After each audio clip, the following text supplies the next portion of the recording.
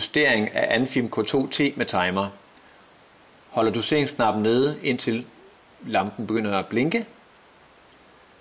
Blinkene på doseringsknappen indikerer antal sekunder, doseringen kører.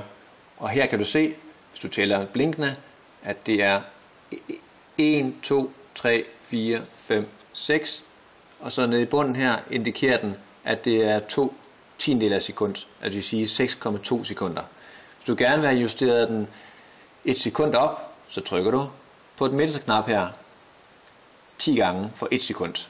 1, 2, 3, 4, 5, 6, 7, 8, 9, 10. Og så tæller du blinkene igen.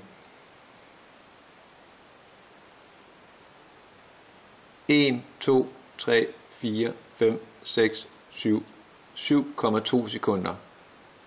Og når du skal gemme, så trykker du på den øverste knap en gang.